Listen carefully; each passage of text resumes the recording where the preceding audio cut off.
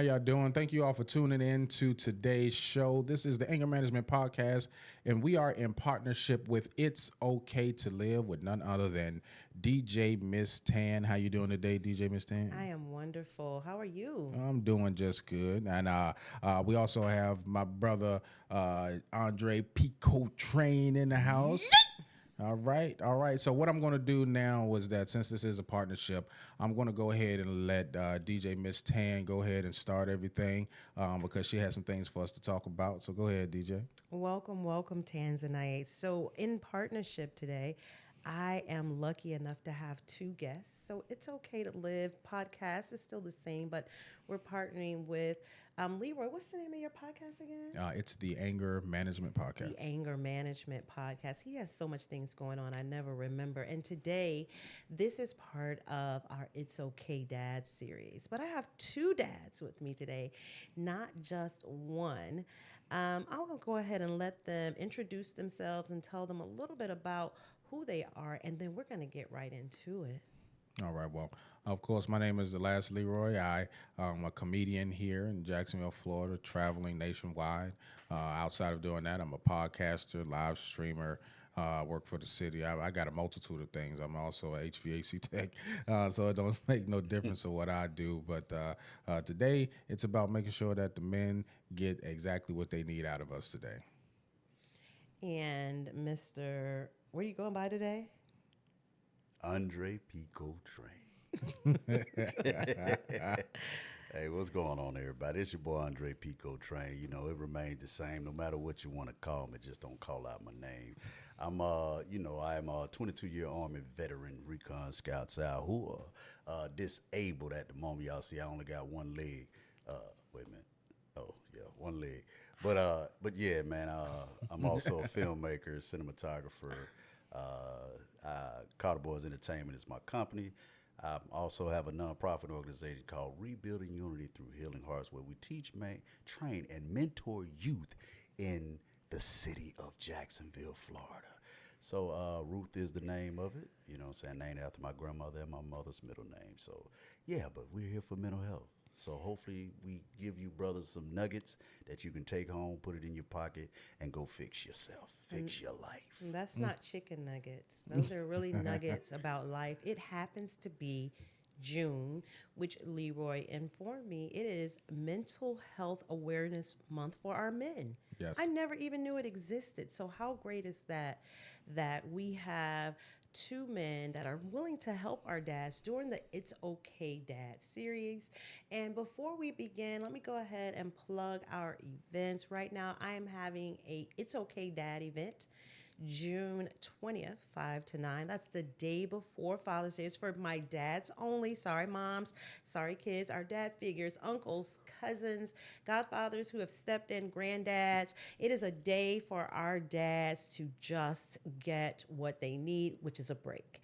So we're going to pour into your dads. Leroy is going to be my host with the mostest. Andre is going to be part of my round table. Um, and we are going to have a really good time. I'm going to feed you guys, and it is absolutely free. Go to Eventbrite, search for It's Okay Dad, or go to my website, itsokaytolive.com. That's ITS, the number 2, LIVE.com. So we're going to get right into it. We never know what our episodes are going to be about or how they're going to go, but what I do know, like Andre said, Dre Pico Train, oh gosh, said we're going to give out, they're going to give you some nuggets. I'm just going to ask them some questions. No. So tell them about your event. Well, for all of y'all that don't know, if you're here in Jacksonville at the Comedy Zone, June 18th, I have a comedy special called Therapy that's focused around Men's Mental Health Awareness Month, which is going to be blue. Make sure that you go out there to Comedy Zone, the website. Don't go to Ticketmaster. Don't go to any other one of these ticket places that sell tickets secondhand. Go directly to the source. You're going to get the price that's on the flyer. If you go to one of them, you're going to be paying like $80. You don't want to do that. Just go ahead and pay the little $20 with the $6 fee and come and get this show. We've got some outstanding comedians and poets that are going to be on the show. And just be prepared to learn something about myself that's meant to help build you up, not break you down. Are you gonna have a DJ? Oh yes, and none other than my DJ. She know who she is. DJ, none other than DJ MsTan gonna be in the building on the ones and twos. I'm gonna also have poet Bird Cage that's gonna be there. My sister Foxy Ham, who's a comedian, is gonna pray the show in for us before we even get started. Then it's gonna be hosted by none other than Jen Weeks. It's gonna have my brother Mm. Big Chip, Funny Bone, Wes Mm. Johnson, and Holly Landrum on the show. So that first hour, if y'all don't get there early, y'all gonna miss out. And then that second hour is gonna be yours truly, me. Cool, cool, cool, cool, If cool. y'all didn't know me. I feel remiss that I didn't announce to people on my show. It is a top secret. You have to come there to see. But other than the host and Mike being at the table, I have some really good performers. Poet Conviction, Poet Knowledge, Poet Tomcat. I got two female DJs, DJ Red, DJ Marzette. You guys better come. I have singers, Lamia Cummings. I have a singer coming all the way from Palm Beach County, Cherie Brooks. She got a new last name, Cooper. Thank you. So we're gonna get started. We're gonna talk about everything, but I want to know, what do you think we could talk about with Mental Health Awareness Month for men? The suicide rate for men is extremely high at the moment, and it's because of we don't have the waywood to be able to release those emotions and those feelings without being judged. So that's where I'm coming from. I do the anger management podcast strictly because of that, and it's also like therapy as well to be able to speak and get those things off. I'm very transparent, so I really don't care what people think. My goal is to be able to assist someone who might be looking at this podcast and be thinking that they at home by themselves, getting ready to take their last breath, or they just ready to check out of here, but then realize that there are men going through the exact same thing that you're going through, but they got a forge of men around them to be able to talk about the things that they have going on. Indeed. So, with that said, another good reason why I have Leroy here, not because it's only Mental Health Awareness a month, it's because he has the ability to speak about these things in a way that won't make men feel so over, what's the word? I don't know, but make them feel overly emotional to where they can't share. He has a keen ability to express himself in a vulnerable way that gets the point across. That's also with my brother over here, Mr. What name are you going by today? Andre Pico Train. Mr. Andre Pico Train. He also has that natural ability to express himself, and he's been very candid about the things that he's been through in his life. So, with that said, what does mental health awareness mean to you, Andre? Well, love lifted me. Love lifted me. When nothing else could help, love lifted me. Yeah, so I mean, mental health to me, it means a lot. Once I found out about mental health and the that the issues and things that dealt with mental health, I was mad at myself. So mental health means a lot to me. It means, everybody need to get checked up. We had that stigma back in the day where, a lot of us had issues and problems, but we never really went to get help to see what those problems was because we thought about financial, and one, we didn't really want to tell nobody our business back then or what we was going through. So that's where the vulnerable part comes in, and it's hard for men to do it. So, I have some mental health issues that I deal with on my own. I have been to counseling and things like that, but me fixing it for myself and finding out and knowing and recognizing that there is something wrong with you, bruh. You do have a problem, bruh. So you need to go get checked up and get seen and talk to somebody to make sure you got that thing under control, because that's where a lot of violence and crime and stuff like that happen. So mental health means a lot to me, and I like to address it. I like for people to talk about it and just get out there and be honest with yourself. Okay. So, now that we got that out the way, my question for you guys, I guess it's going to be kind of like a interview, and you guys can ask me questions as well. I know that we're in partnership with the podcast, Leroy, and I know that on your podcast, and Michael, you as well, Andre, you as well. that on your podcast, you make it an open format for men and women. So it's Correct. not necessarily about just the men, but you guys are very instrumental in helping men. I've seen your podcast where you guys have talked about some real stuff. Yes. We've had podcasts where you've curated them and we've talked about some real stuff that means something to you, even though they aren't things you necessarily went through. Correct. Like the one you did for me, Taylor, and Jean, because we all lost our kids, Correct. right? So, as dads, oh gosh, I'm not gonna cry.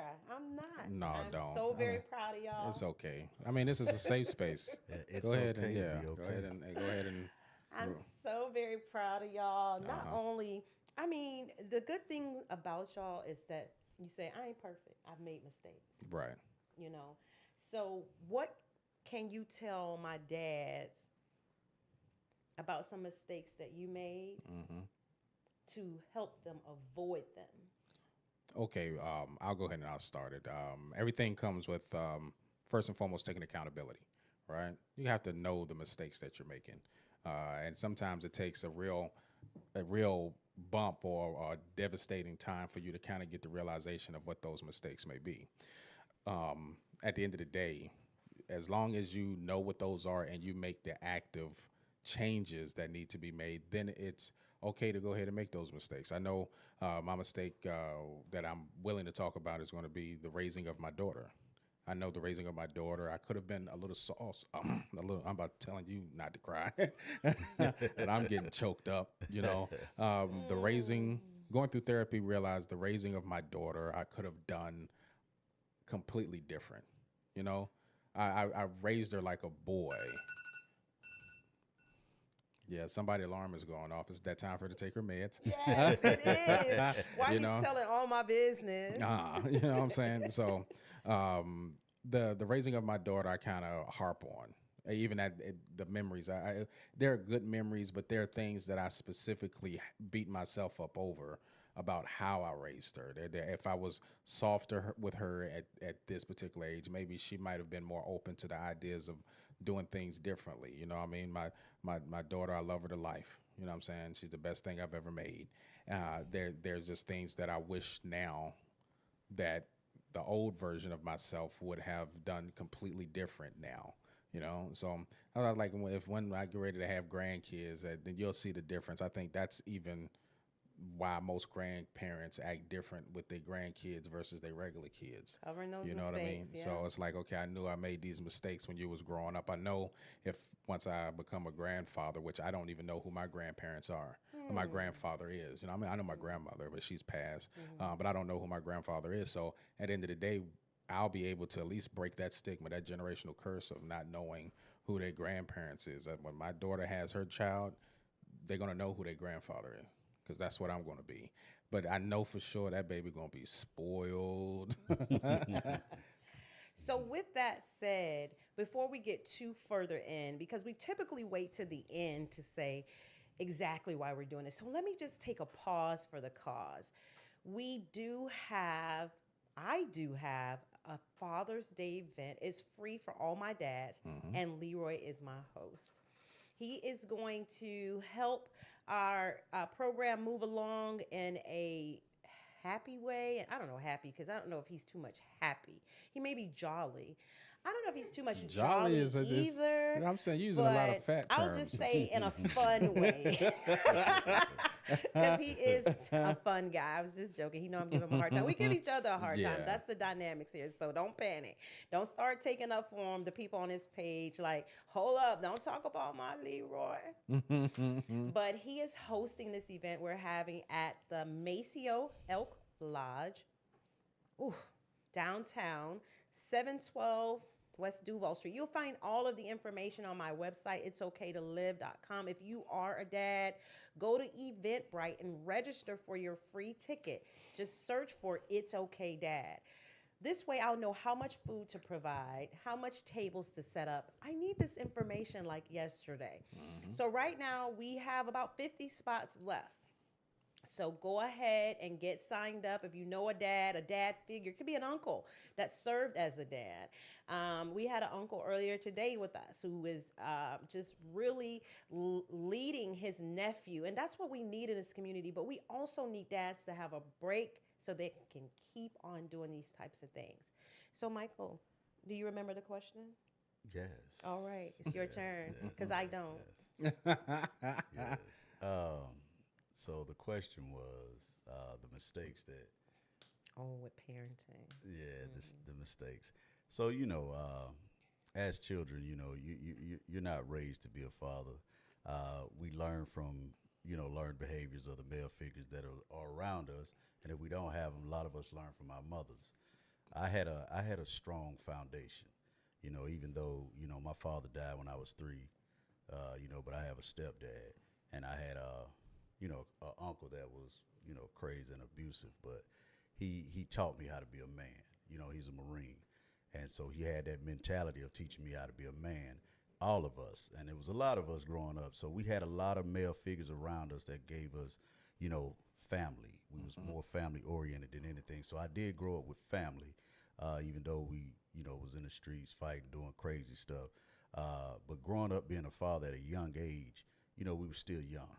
We were still teenagers or, 20 years old, not really men yet because we don't become that till we're like 25 before we really develop. And so, raising kids at a young age, you're still in that young stage. And I'm in the military doing my thing, still growing up at the same time, trying to be a father at the same time. So the mistakes I made, I was a young man trying to raise young men, so I had to learn, I had to mature. And as I got older in life, then I had, kids other than my other kids. My older kids are now, they're up there doing well, but I was more stern, more harder with them, you know what I'm saying? Because that's how I was raised. Discipline was everything. You know what I'm saying? You step out of line, we're going to put you back in. If me and my brothers got into a fight, we had to put gloves on. Our uncles and stuff watched us box each other and stuff like that. We get in trouble, we got beatings, you know what I'm saying? But, we say beatings, we need to, certain But, beatings. I would say to piggyback off of that, raising boys. I think I like we had a discussion earlier today. I Yeah. raised my daughter as a boy, Mm-hmm. and I think that is the reason why she's probably as hard as she is. Yeah. Because Yeah. she was the only child. I don't have any more kids. Yeah. So it's like, okay, I'm thinking so far ahead in the future. I'm not living in the present. I'm Mm-hmm. living, okay, well, I'm going to be dead. Yeah. I need for you to be able to take care of yourself.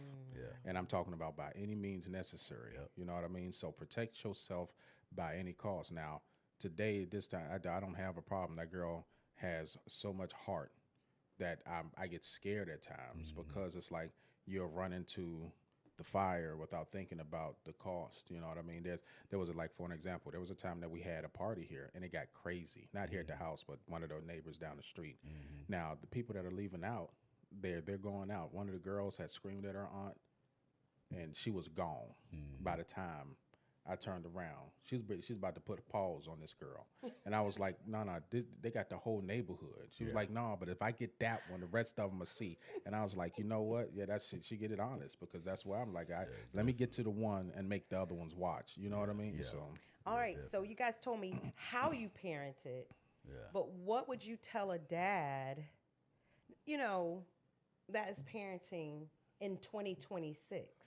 I mean, listen to the older heads. You know what I'm saying? We mature later on in life. Then you start having other kids. I told my other 2 kids, you guys were guinea pigs to me becoming a father. Because, you know what I'm saying? I was a daddy. We all daddies, baby daddies and whatever. But a father, you know what I'm saying? I think you have to mature into that to become that guy. So I'm a father now, even though I was a daddy, but I have to raise him differently because I can't do the same. Plus, times are changing.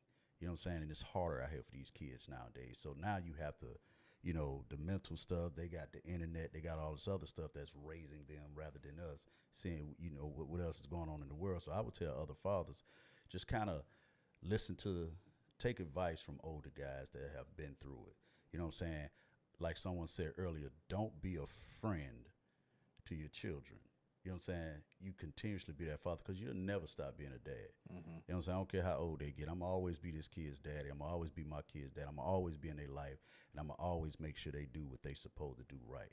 I'm not going to hold their hand, but I'm going to still give them guidance because we are their counselors as well. Mm-hmm. So I would tell them, talk to some older heads that have grown up and seen things and experienced children and how to raise them. And you might get some good advice. Yeah, I would have to agree with that. Being, like you said, you had a lot of male role models. Your father, you had your stepfather in your life, right? Yeah. I had nobody.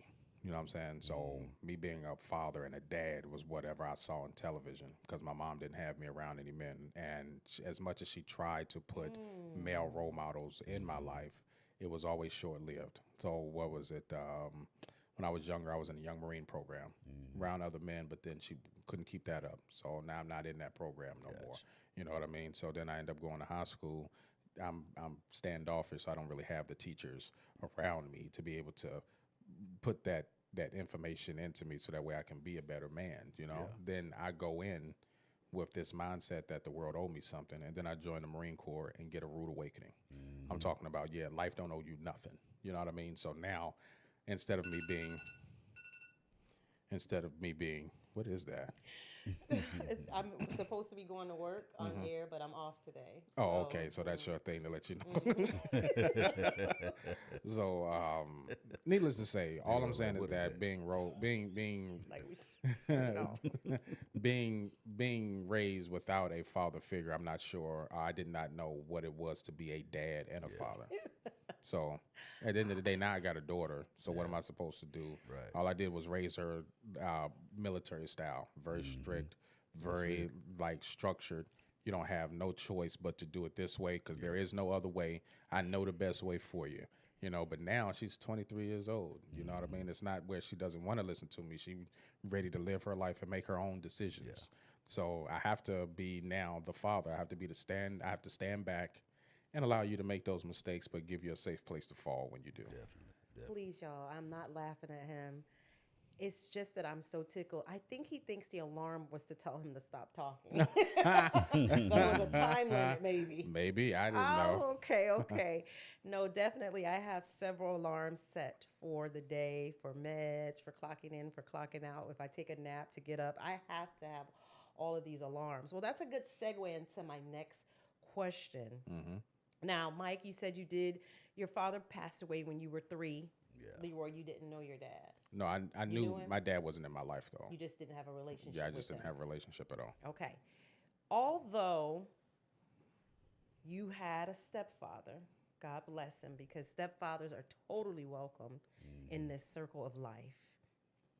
Did not having your father, did not having a relationship with your father affect how you process your mental health? Did it affect it at all? I didn't know at that time. It don't now because I never knew him. I knew I had he was biological, but I was raised by my stepfather. He been with us since I was born in '75. He been with us since '79, so he's my father. You know what I'm saying? That's all I know. You know what I'm saying? So he did a great job.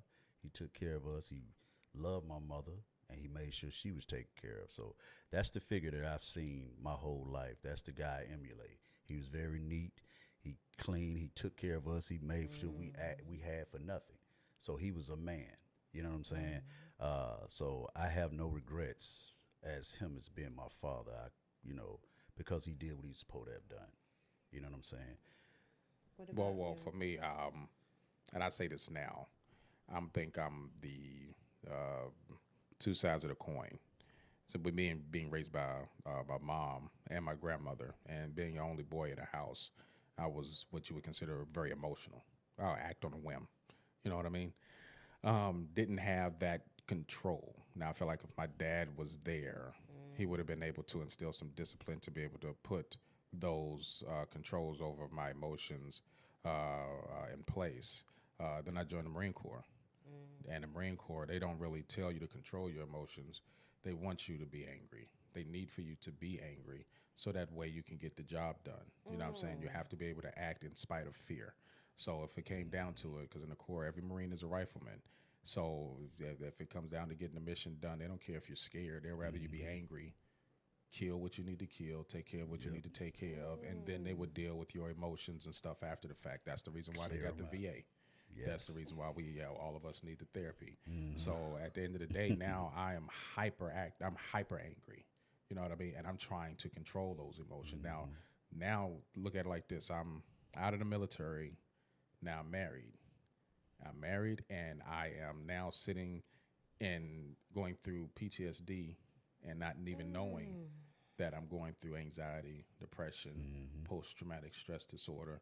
Don't know anything about any of this. Don't know what it feels like and not being like directed in the right way. It took me 20 years and a divorce To and my realize. daughter leaving Yep. for me to see, okay, well, this is what depression looks like. This is what anxiety feels like. And I didn't even know what it was when I was going through it. You know what I mean? It would have been helpful to be like, okay, well, yeah, you're showing signs of this. But I didn't know. And now that I do know, I have to take responsibility for those mistakes and those actions that I've done in the past and now I'm a better person for it. So Yeah. So both of my brothers here have had, I don't know if you say had or have PTSD. Both of these are military veterans. Thank you for your service because somebody had to go and it wasn't going to be me. I signed up, chicken out at the last minute. And now that I hear what some military people have gone through and the aftermaths, you guys did not get paid enough. There will never be enough money to compensate you for what you've had to endure. Right. But both of you are in front of it. Both of you know now that PTSD is a part of your life, correct? Correct. So, my question would be, you said you didn't know you were going through it at that time. What did you think you were going through? Or did you not even think you were going through anything? For me, I thought it was when you've been living at a heightened state of sensitivity for so long, you find that to be your new normal. So you don't think that you're different. You think everybody else has the issue. So I mean, I quick to speak. I was very quick to anger. You know what I mean? I would say what I wanted to say. If there was no empathy behind it, there was no compassion behind the things I said, and if I said something and it fell wrong, it was your responsibility to deal with it, not the responsibility of how I said it. Yeah. So Ooh, this is so deep. My dad is a veteran from the Vietnam War, and he was not emotional at all. No. He was he was just there, you know. He loved us through actions and gifts, but when I say he was just there, that's when he was there because he was a truck driver and the road was his home and he loved being on the road. And now just hearing that, it makes me wonder if my dad who went to the Vietnam War in 60s or 70s was suffering from PTSD. Yeah, Vietnam was crazy. yeah, Yes. You know what I'm saying? But it's a broken mindset. You know, when you go to through basic training, and I was what they call in the Marines recon. You know what I'm saying? I did reconnaissance, and so I was a cavalry scout, and so when you go to basic training, they take all this civilian stuff and they in the and they trash. trash it. Yep. They go here, they break this because they have to mentally discipline you. You know what I'm saying? You can't control the body without the mind. So they discipline your mindset. So they change your mindset because you finna go to combat. You finna do some stuff that you've never ever done in your life, and you And finna see some experience. things Yep. that you never thought you would see. So imagine our emotions as we go to combat, right? And you're a leader in this war. And so one of your soldiers get killed, somebody you trained up, somebody you've been with, just like your child. He's a child himself. This kid is 17, 18, 19 years old. And this kid dies in front of you. Now the friends of that kid, that soldier that they lived with, trained with, was in the barracks with, they get shocked and they freeze up. You know what I'm saying? And you have to be that guy that cuss them jokers out in their face, tell them to get back on duty. You know what I'm saying? Get out the way. We got to get this body up, get it out here, and get back to fighting. We go back to the fob, And you got to tell them the same thing because we got to go back out tomorrow and do the same thing in that same location where that kid just passed away. Jesus. Ain't no time off. But you have to do that almost every freaking day. And you go to where are your emotions? You have to have none because emotions will get you killed in combat. You know what I'm saying? You watched with what's the boy name in the one movie? He said, he don't look at pictures of his kid because if he think about home, it's gonna get him killed. Oh, you talking about that was the Lorenzo Tate? Yeah, movie, I think, Lorenzo. yeah. So you got to wipe all that out. So now we have all this in us for 18 months to however long we're over there, and we come back home, and we have to get back to the person that we was. But that dude is gone. Yeah, that person dead. That dude is gone. So then now being a father at the same time, coming back to your kids with this aggression, this op tempo, this junk inside of you, this anger or whatever it is, and you want to go back over there because now everything slows That's down. comfortable. It's You know what I'm saying? Yeah. So it's crazy, man. It's mental mindset is a thing, and these kids been rocking with me since they seen my ups, they seen my downs, and with your it took me 20 years to realize at the same that I had that because it's combat stress to me. But then once I realized and I opened up to receive help because I didn't see it, I'm okay now. And I think that's where I'm at. Yeah. It's like, yeah, Leroy, during that season where your significant other been telling you might have been going through something, they don't know what it is Yep. though, and you don't know what it is either. All they know is that you're always angry. Yep. You now I'm not the abusive type. Never put my hands on her or anything like that, but I know the harshness of my words on how I say things is because things got to get done. And this is another example. Just going through boot camp, when he tell you got to break stuff down, one of the exercises that you have to do when you go through boot camp that kind of shocked me was the tree line exercise. It's like 2:30 in the morning, and they're going to simulate war for you.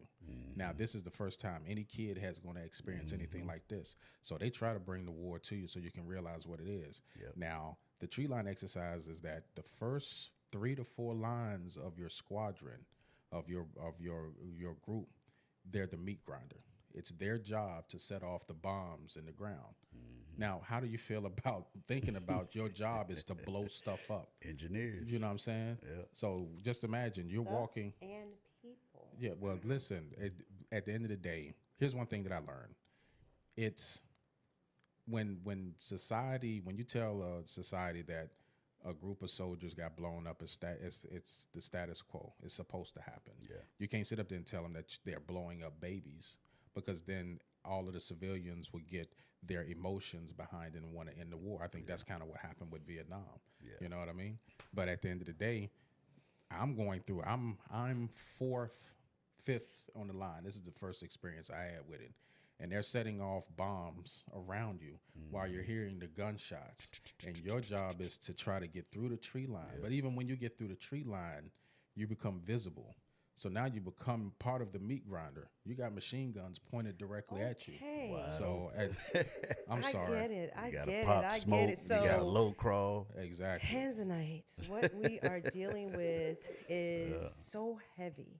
So many of our men of all races have joined the military. I always like not to pick a subject before I start because I'm almost certain that the conversation will lead us in a way that is going to be so helpful, even if only one listener listens. And I don't know if you guys know this, but I mean, you're a podcaster, but if you push the show through your podcast format, it goes everywhere. Yes. It goes all over the world. And what I'm finding out is that men of all races, of all areas that they grew up in, are typically having the same issues.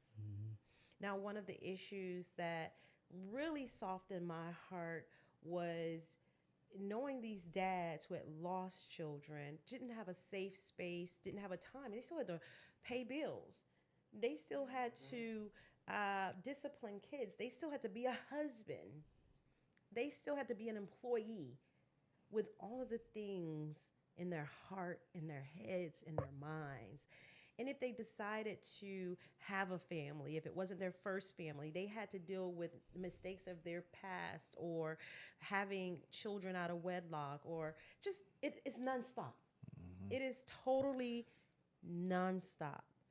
And that's why I wanted a space for at least 4 hours you could stop. So, what advice could you give to my dads when they feel like they about to crash out? I mean, what should they do? Should they drink? Should they go to the club? Should they go to therapy? Should they take meds? Like, what is, in your opinion, a dad should do? Or you could tell us what you did because you said you did realize it. Yeah. And there was a breaking point. Yeah. Well, that's the first thing. You got to realize you have a problem. Yeah. You have to understand the problem. And then you have to figure out ways to fix it. The way I fixed it, I had to go get counseling. I needed a third person to, besides people that already know me and see me, and they can tell me that there's a problem, but I'm not going to realize that it's one because I don't think it's a problem. I'm okay. But as soon as you go talk to them, now I was rebellious. I was in the hospital for 6 months, and I was rebellious in the mug. I was sitting there like, ain't nothing wrong with me. Ain't nothing wrong with me. But then they put you through meditation. You know what I'm saying? They have you close your eyes, and I had to go to an intensive treatment in California. Atlanta. But they make you close your eyes, and they take you to your most memorable moment of trauma, and you have to speak it to them and tell them with your eyes closed. You have to see that situation and be able to talk about it. And once you talk about it, you're okay. Because a lot of us don't talk about it. You know what I'm saying? Like we said earlier, we hold everything inside, but they allow us to talk about it. But you ain't gonna do it on the first day. You ain't gonna do it it's gonna take you a little while, but they're gonna continuously breathe into you, and you relax and just realize that moment is there. It's there to help you. I told them folks to me, I said, I'm a broken car. You know what I'm saying? And I'm coming to your shop for you to fix me. You have the tools to fix me. But once I come outside of that shop, the tools you gave me, I have to apply them to my everyday life in order for me to fix me. So you have to come up with some coping mechanisms that help. Other people might not like your mechanisms because folks ain't gonna like mine. But I don't care because I have to help me. I have to learn to get back to Mike. And the way I do that, my kids, filming, you know what I'm saying, and I relax. You know what I'm saying? I make time for myself because when I'm gone, I'm gone. You know what I'm saying? Ain't gonna be no more of me. So why I gotta sit out here and let all this beat me down, you know what I'm saying, when I ain't got but one life to live, and I'm gonna live it to the fullest. There it is. What about you?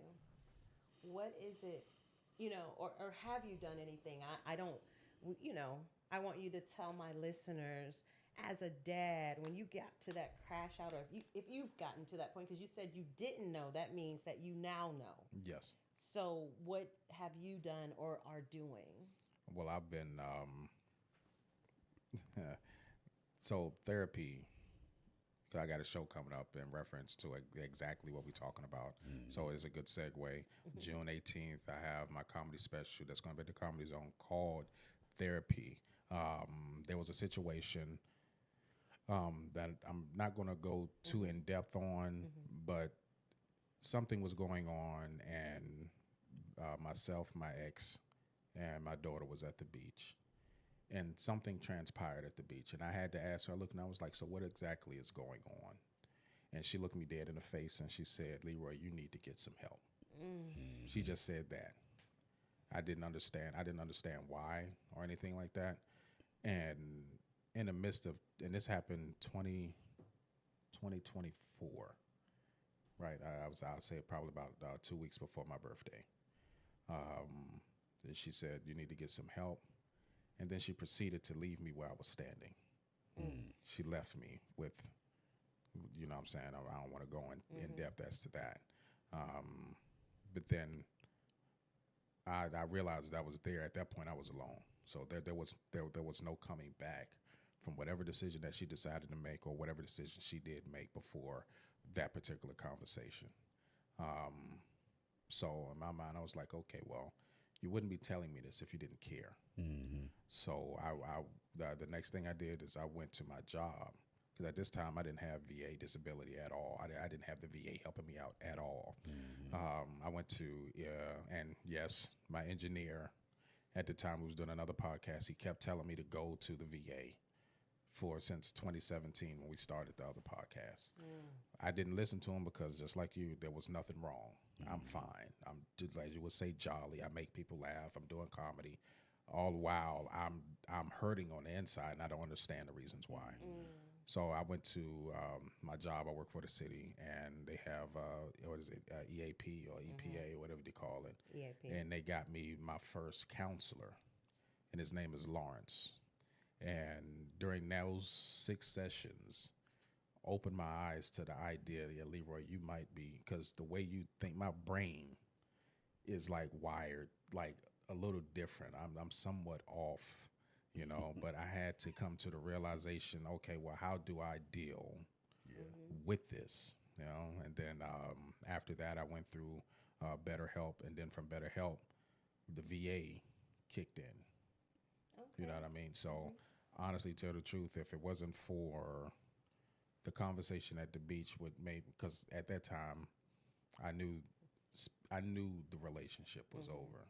So just like you said, I can't do it for you anymore. I got to do it for me now. If this helps out to where you want to keep everything together, then so be it. But from that point forward, I would say August 16th, 2024, when I started going through my self journey of building myself up to be different, it was then. And I commended to that. And of course, I had to realize that I had the problem to begin with to be able to go get it fixed.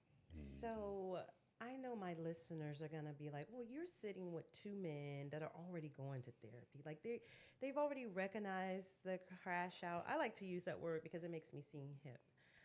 They've already recognized that there was something wrong, and they're already in therapy, right? But what do we hear the average man say? And I love my brother, so I'm gonna say the average black man say about therapy. Well, they would say that they don't need it. Mm-hmm. They would say, I don't need to talk to somebody and tell them about my business. And I think that comes from the parenting Big of us mama. growing up, saying what goes on in the house stays in the Stays house. in the house. That's So right. that's the problem. So at the end of the day, it's like, okay, well, it takes a real strong man to go get counseling. And it even says it in the Bible. It says, what good king doesn't have a multitude of godly counsel around them? So at the end of the day, when I read that, it was like, okay, well, let me go ahead and see if I can get somebody who is non-biased. So I agree. Yep. Having people in your family, that scared me too. What is that? I don't know what's happening here. Go ahead, keep talking. No, That's the devil. having people in my family that's part of my echo chamber is only going to tell me the things that I want to hear. Yep. And I'm gonna say this name, and if you ever get a chance to listen or watch this, I give credit where credit is due. Bishop Davis from Impact Church. Ooh, I know Okay. him. I know of him. I've been to his church. There was a time where I needed to get some information about my finances. And I was like, I don't really want to go to no pastor because all they're going to do is give me is a whole bunch of Bible. All of this because the Bible is this and this is how God can help you out. He didn't do that. In his email, he stated the Bible is a good book. It's good to give you all of the emotional stuff that you need, character building and all of that. But sometimes it takes a scalpel to get down to certain things and certain things that the Bible's not going to be able to tell you. It'll tell you stories about it, but how to do it is the next thing. And then he gave me Robert Kiyosaki's Rich Dad, Poor Dad, and Dave Ramsey's The Total Money Yep, Makeover. I sent that to him. You know what I mean? Yeah. I'm going to tell you right now. Listen to that too? You said? Yeah, Rich Dad Poor Dad. I sent it to my son. Him and Wall Street Trapper. Okay. Wall Street Trapper is a good one, Oh, yeah. All right, especially y'all for those. hear it. Y'all Yes, hear sir. him. Dads. But see, for men, we only are as good as we can provide. The only unconditional love that we're going to get is going to be from our parents who want us to be better than them. And we was having that discussion about love and how love is it takes a real strong person to love, because if you love in anything, it's going to eventually leave at some point. So you loving something is going to hurt you in the long run, and that's Ooh. it is. So Well, it's that's inevitable? It's- Oh, you yeah, mean no, like it's- even though they're everyday actions, they no, can hurt no, your feelings? it's inevitable. For an example, let's say I love my daughter. I love my daughter, I understand that. and I she's understand that. she's gonna, you know what I'm saying, and everybody wants to, as parents, we want to outlive our children. Yeah. You know what I mean. But anything that you decide that you're going to love, whatever that is that you Ooh, love, that's it's deep. going to go away. So you have to come to the realization that I know that I love you, but I'm not going to be able to keep you. So So what does that do? Keep you? We'll talk about that on another episode. uh, What I want to know is how do you choose the best therapist? Like EAP gave you your therapist, mm, but as a man, how another man that's getting ready to, seek therapy, do they choose a woman? Do they choose a black woman? Do they choose a man? What would you say is a way that they should choose their therapist? But again, you know what I'm saying, depending on how many therapists there are, VA don't have that many. they You know, don't. we normally have what you call not the Group therapist, but the group counseling yeah, sessions. but the before the therapist, they normally have They have the counseling, the the therapist, and the PAs or what they psycho, call them. the Yeah, yeah, like psychiatrist. yeah. So they would give us those, and a lot of times I want a female. I don't want to. To me, I don't want to sit there and tell and be vulnerable. And this is what we're doing. You know what I'm saying? This is what we're doing. Because my But next follow up yeah, question. I didn't want to be vulnerable in front of a man. You know what I'm saying? Then, because I felt judgment. You know what I'm saying? Then, as a man, I'm not finna sit here and cry in front of a man like that. You know what I'm saying? I mean, now I'm okay to cry. I cry now because, you know what I'm saying, I know who I am. You know what I'm saying? So I'm cool with that. But I would rather talk, because females are more, I'm more comfortable talking to a female. You know what I'm saying? I would tell her my story because, you know what I'm saying, I look at them as like how me and my mom used to talk. So I can open up to you, you know what I'm saying, a little bit at a time. And so I don't know how other people would choose their kind. It could be somebody that's referred, or could it be someone that, you've heard, or, we can, he can tell me about his counselor, and I'll be like, well, I might want to go talk to him. Because the VA just give you somebody, you know That's what I'm right. saying? And that's it. You go see that person, you don't know that person from Adam, man, you're going to sit there on the couch. Then this person going to end up leaving, and now you finna get another. I done been through 5 counselors. So I said, bro, I got to fix myself. I got to figure this out. So you know what I'm saying, I now help myself. And most people like to go to their pastors for counseling because pastors are great counsel. You know what I'm saying? So when you choose your counselor, it's your preference. You know what I'm saying? You rather talk to a man, you rather talk to a woman, or you talk to your pastor. They can counsel you as well. You want to add anything to that, or? I know. I agree. It's based off of your own personal preference. Me personally, I'm not. He said he's comfortable speaking to a woman because he doesn't want to talk to a man. I'm kind of reverse that. I don't want to look weak in front of a female. So I would rather not talk to a female because I feel like a man will understand my experience and be able to give me some advice from another man's perspective. Me personally, I'm not sexist or anything, but I don't think that I will be able to get the information I need from a female's perspective because they view the world differently. So if I like, for an example, Lawrence, prior military vet, I asked for a military vet, somebody who's been in the military, so that way I can kind of I need something to work on. You know what I mean? I can't just be like, okay, listen to you. I need to be able to work at it. The same reason Bishop gave me those books, I was able to implement what I've learned and then be able to do it. That's why I'm better with my finances today than I was yesterday. My whole goal is to be better than I was yesterday, today. And I felt like that my male counselor will be able to be like, okay, as a man, you're going to have to get up and work out. You're going to have to do that. And I'm not sure if a female is going to be like, well, no, you shouldn't have to work out. Maybe you might want to get in touch. You know what I'm saying? I Right, like right, right. So, So what I'm hearing is there's no rhyme or reason. Just go. Yeah. The well, no, first step is just go, because you may get when when my son first passed, I chose Christian based counseling, and it didn't work for me. Um, Everything was Christian based, and I needed someone to appeal to my flesh that I lost my child. You understand? I also needed someone who had a child. She didn't have any children. So I think it's very important to vet the person if you have the opportunity to do so. But I think it's also very important to take that first step. That way, I see that you guys have done things that's outside of the vet, which is very um, com- commendable, is the word I'm looking for. Now, aren't you part of, Mike, some program in the city that men can go Yeah, to? Northwest. I sit on the board of Northwest Behavioral Health off of Edgewood, and I do the mental health portion for the veterans. So yeah, And there's counseling. There's numbers you can call. They if you don't have insurance or anything like that, they work with you. there you You know what I'm go. saying? Because the city give them money to get you counseling and have someone to talk to.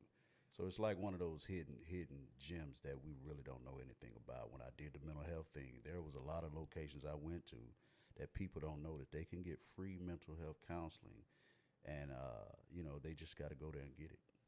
But they don't know anything about it because we always been taught, oh, they doctors, you got to pay money for that, you got to have Right, insurance for that. exactly. You ain't got to have no insurance, just go in there. And so you were telling me about something online Oh if they yes, didn't want to be in person. yes. I was once I got done with EAP, I went through BetterHelp. BetterHelp is a online-based, telephone-based way to speak to a counselor that will be able to assist. Now they do require that you have some insurance. They was taking mine, Mm, but if I needed to talk to somebody and it needed to be immediate, I could be like, listen, I need 15 minutes. I can call, mm, get my counselor or a counselor that's part of their group. I had a group of like three, yeah, and if they was available at that time, but then I had my scheduled visits with the same individual. You know what I mean? So yeah, at the end of the day, I went through BetterHelp, and then after BetterHelp, I went to the VA. And the VA, I'm good now with discussing what I've gone through, and I feel like my direction is now to assist others. So I do a lot of group setting things yeah, now. So if I'm sitting in a group and then I can help bounce some ideas off of how you can do this way. Okay, you're dealing with anger. Okay, how do you deal with it? Because anger is an emotion that's okay to have. God gave us anger. Now, what's the reasoning behind the anger? You find out that everything leads to 5 or 6 emotions, even though it's dispersed over a whole multitude of feelings. So, at the end of the day, that's the route that I took to get to a better place. yeah, So no route Tanzanites is perfect. And along the way, we are going to get in some bumps in the road to, for a lack of better terms, life is bumpy. But I'm sitting with two dads, not just one today, who have recognized that, hey, I need help. Whether it was through their own um, realizing from somebody telling them. I mean, even sometimes when people tell us stuff, we go to prove that person wrong only to find out they were right all along. If we could do it all over again, we all would do things differently. But what we're trying to do is just give you some nuggets to live by, some nuggets that will feed you to a place of, okay, if Leroy could do it, if Mike can do it, if Tan can do it, I can do it. And that is my greater hope. You can listen to this show where It's Okay to Live. It's found on all podcasts. Hashtag It's Okay to LIVE. We also are partnering today with, tell them where to listen for you, Leroy. Okay, you can listen to the Anger Management Podcast on any social media platform. As of right now, the audio versions are going to be uploaded within the next 3 weeks back on iTunes, Google Play, Spotify, all of those areas there.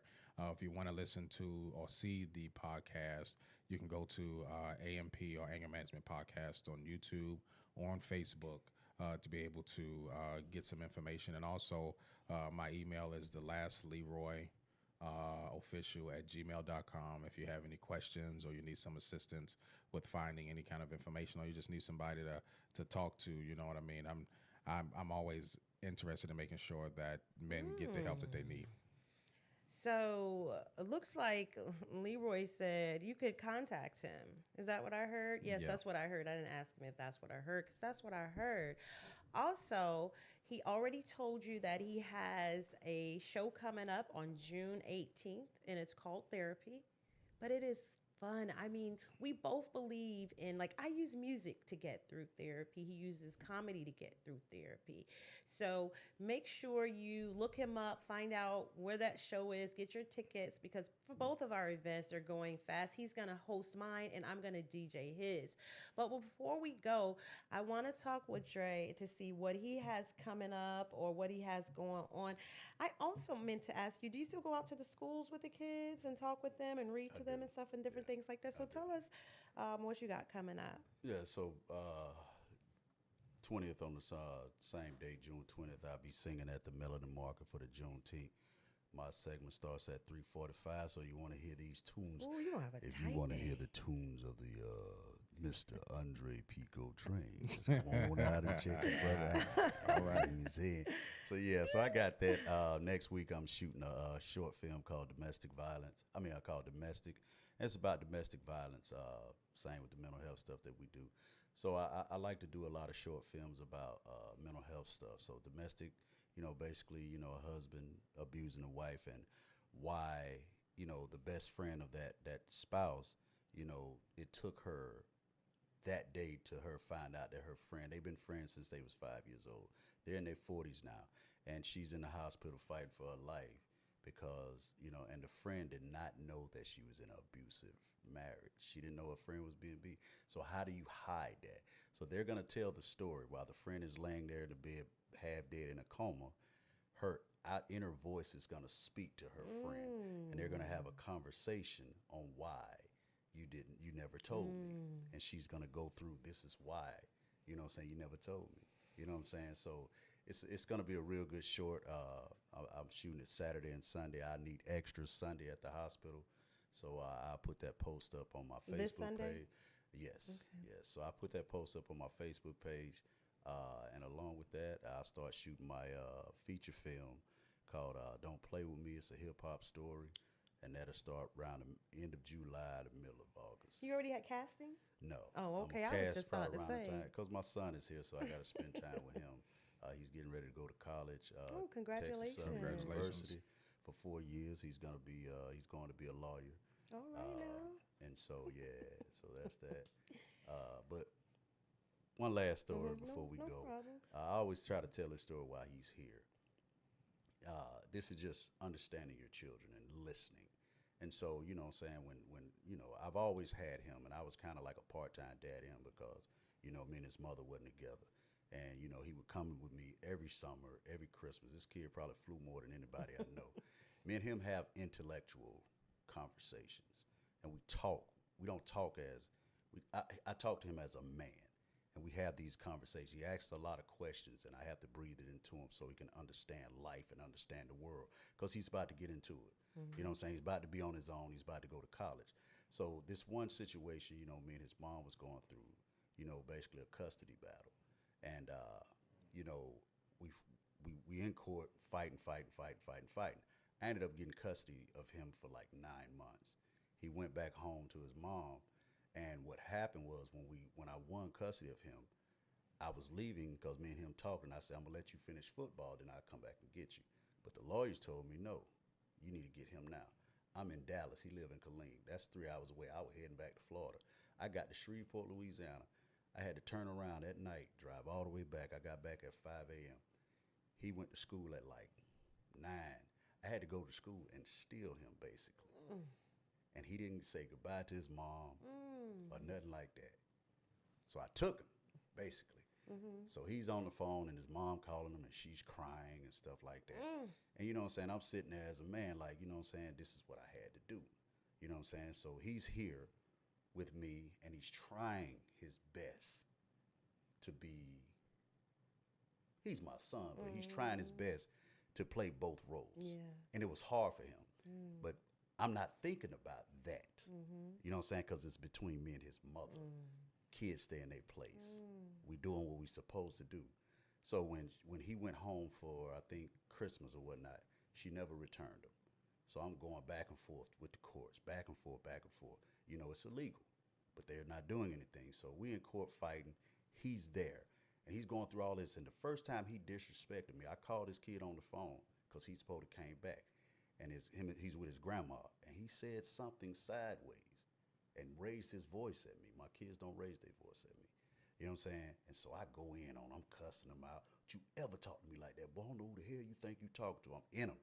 And he's like, yes, sir, Dad. And we hung up the phone. Not thinking about his feelings and his emotions and what he's going through. So when I went to court the last time, me and him sat in a little room and we talked.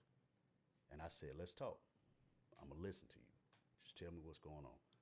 And he basically said, Dad, y'all didn't take my feelings into it, you know what I'm saying, account. You know, I love you, you know what I'm saying? I love my mom too, you know what I'm saying? But my mom raised me, you know what I'm saying? You raised me too and you've been there for me, but my mother, that's my mom. Like my mom is my mom, and I wouldn't want my dad to come in and take me from my mother. You know what I'm saying? So when he started saying that, I start really listening to him.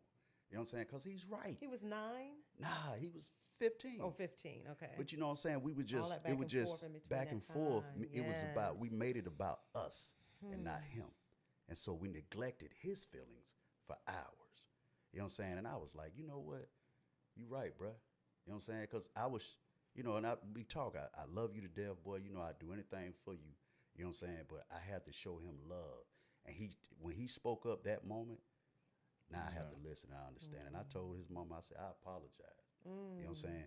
You go back and be with your mom. I'm cool. We done with this. You know what I'm saying? You graduate in a couple more years, we okay. But our relationship is the same, but it's not like it used to be. You know what I'm saying? Like we don't talk as much on the phone like we did.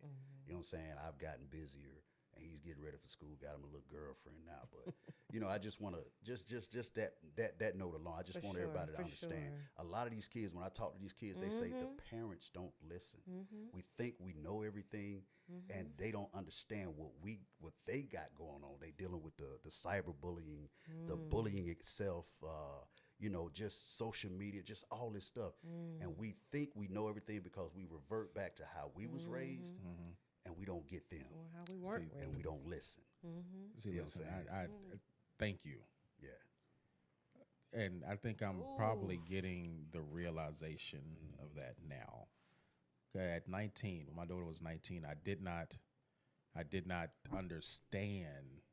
Like, okay, if I tell you to do something, I didn't realize by the time that she was 19 that okay, yeah, I really don't need to listen to you anymore. Yeah. You know what I mean?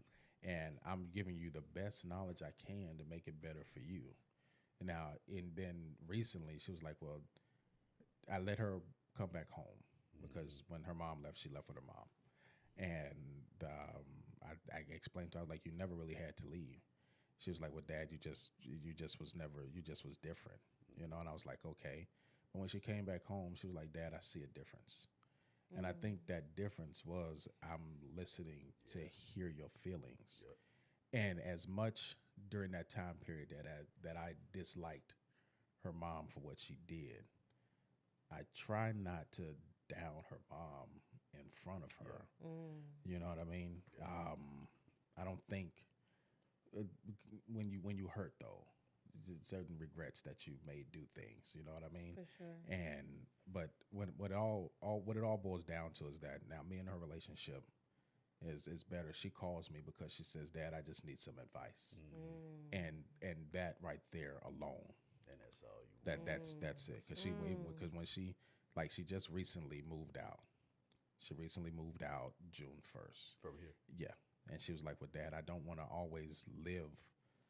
I don't want to always live home. I don't always want to live with you or your mom or my mom. And I was like, okay, I raised you to be independent. So if this is what you want to do, I'm going to give you something that I didn't have, and that's a safety net. I was like, go out there and make your mistakes. Do what you need to do. Don't get hurt. And push come to shove. If you're falling, make me the last resort. Don't call me because I can't think of nothing else.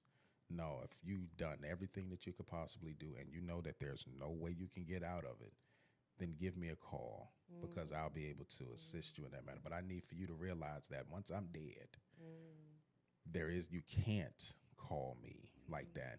So try your best to figure it out the best way you know how. Best way you know how. Okay? And then if you can't, your dad will be here.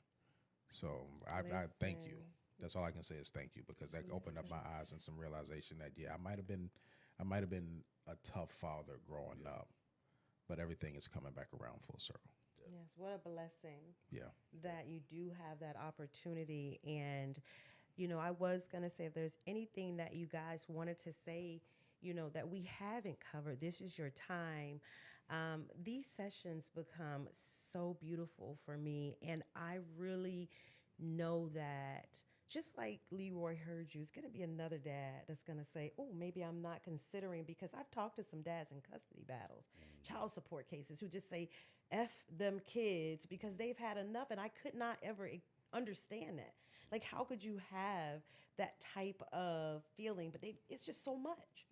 It is so much while you're still trying to parent, still trying to live, and then living with all that you've been through as a man. So many dads. That's why I named the event It's Okay Dad. You know what I'm saying? Like, it is okay to make a mistake. It is okay to cry. It is okay to feel, because you just don't get that leeway. You know what I'm saying? You're always about doing the right thing, and it's never to hurt anyone. You did the best that you could with what you had.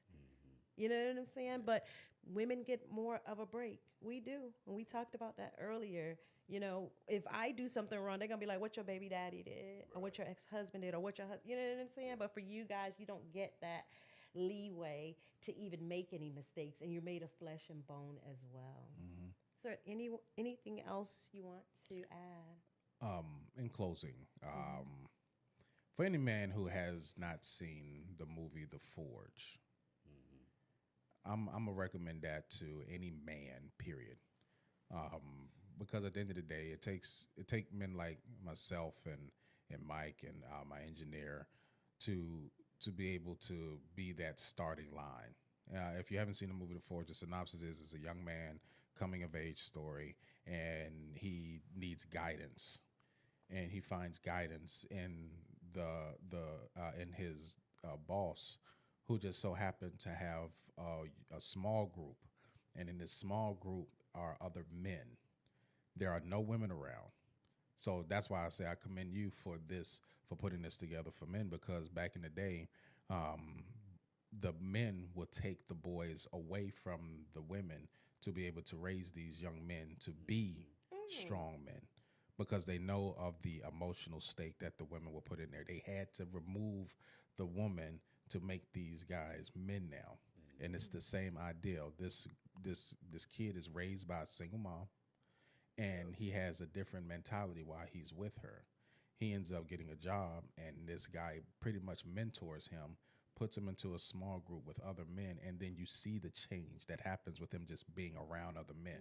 For me, when I do the anger management podcast, my brother Big Chip, Ed, Pastor Ernest, Funny Bone, those are like the men that are part of my foundation. Then I also have my brother Daryl also, who are part of my foundation of men that I can literally go to. And if I needed to cry, it's okay for me to do so. My brother Chip has been there from the time the situation occurred, giving me nothing but godly counsel. You know what I mean? So at the end of the day, men have to realize that, yeah, you can talk to your lady about it, but you need to have a group of men that you can talk to that is not going to, you know what I'm saying, they'll pull your coattail when you do something wrong and be there to assist you as a man when you're doing things right. And if you just need that guidance, they there. I know my brother Ed can call me. He rarely calls me if he has a problem, but I know for sure he'll be like, hey, Leroy, man, I need some help. Can you help me out in this? At the drop of a dime, bam. My brother Chip, bam, he called me up. You know what I'm saying? So any of those brothers I got that's in my corner, if I'm down and out, I know I can give them a call and talk to them and not be judged for it. So this is just a judgment-free zone, and I thank you for putting something like this together for us to be able to possibly find that small group of men in this larger group to be able to meet somebody like, yeah, listen, bro, I'm, you know what I'm saying, we hang out or whatever, might meet up at a chicken wing spot. Men, Yes, we for real sure, simple, for you know what I'm saying? sure. Let's go to Buffalo Wild Wings. You know what I'm saying? The next thing you know, we there discussing what we going Yeah. through over some wings and some blue cheese. And You know? sometimes they need men Yeah, outside of cigar. their circle Yep. so that they can be vulnerable with. Yep. That new circle of friends that understand them for their situation and not for who they are. Because sometimes you prejudge people knowing them. You know what I'm saying? If people think you joke too much and they come and then you're like, oh, I'm not joking this time. You know, they think you're acting. So you sometimes need those strangers that can guide you and lead you. So I'm hoping for that as well. So yeah, I think that's awesome. Yeah. All right. And lastly, you know what I'm saying, like I said earlier, listen to your kids. You know what I'm saying? It's important. And then, you know, when you said about the child support thing, fathers, if you got it, you know what I'm saying, it's hard for these single mothers out there, especially if she doing what she's supposed to do and y'all have no pay your child support. Support your kid. If you're not there in the household, they got bills to pay as well. So, you know what I'm saying, if you can afford it and you're in that kid's life, you know what I'm saying, and y'all got an agreement or an understanding, you know, I get it. But pay your child support. That kid needs that. And lastly, the movie drop that he did, I would tell y'all this. We have, you know, y'all know Tamara Hill, right? So Tamara Hill wrote this movie called The Secret Between Us, and it's getting great reviews right now. I went to see it when she did the pre-screening, and when I tell you, it's kind of based on what you just said about prejudging and things like that. Michael Jai White is one of the lead actors in the movie, and he has this. He ends up, you know, seeing this kid. This kid comes to his house. He's a grown man now. Comes to his house, and he was that was his son. But he didn't. He knew he had a child, but he had to hide it from his wife. He knew, but he didn't know because the mother kept the child away from him. But not without telling the story. It's based on how, you know what I'm saying, we look at things differently and we prejudge before judging. Like, you know, he cheated on her, but why? And they telling the story of why. And every man that looks at that can understand, can walk in Michael Jai's shoes because of what he said is so real. And I told her about it. I sent her a whole book of what that movie did for me and how I understood the movie, because we look at movies now to understand, not to just look at them. So it breaks it down to where he never had a family. All that brought family together. You know what I'm saying? And something ended up happening to the kid. And it was just, it's a great story about family, about prejudging, about, you know, why some men, you know, cheated on, you know, how that it led to the cheating. And it's a great story. So if y'all ever get an opportunity or a chance, go watch that movie. And it's called The Secrets Between Us? The Secrets Between Us by Okay. Tamara Hill. Okay, that's going to be part of my movie night. I'm going to see if I can find out what that's It's about. great. It was in the theaters. I don't know if it's out of the theaters yet, and on but if you go to her page, but it came out like April 3rd. Has it been an hour, Mr. Producer Guy? All right. Yes. It just hit an hour. It just so, hit an hour. yeah. I can kind of get that feeling. Well, Tanzanites, we have been joined by two great men. The last Leroy, you can find him under everything. Leroy Gordon, Andre Peeko train. Tell him what your YouTube is. I can never remember your YouTube. Enjoy your life to the fullest. Ooh, One whole word. I should remember that because it goes with "It's Okay to Live" so well. Yes. Enjoy your life to the fullest. You can see a series we did and haven't finished yet, but that's for another episode. The series? I'm gonna put it together as a what's name. Anyways, he got so much stuff going on. But not the movie. We did a movie together with this kid here, and it's a mental health movie as well. Who? You and I, you with my son. Oh, I thought you said with this the producer. Oh, no, My bad. yeah. Yeah, we did a mental health movie. Well, ain't that crazy? So wait a minute, hold up. So y'all do a movie together, and it's focused on mental health. I had an issue with marriage, and I do a movie with her called "I Do, I Don't," and it's about marriage. Yeah. Oh, that's right. You was the pastor. I was the pastor. And God said, We keep connecting, man. This was so meant to be. yes, So meant to be. Well, guys, you can find all of our stuff everywhere. We'll put the links up somewhere for you to find it. We don't even remember the links anymore sometimes. I do, I don't. I think it's on Prime or somewhere. I don't know. But thank you guys for joining me, and I will talk to you guys soon.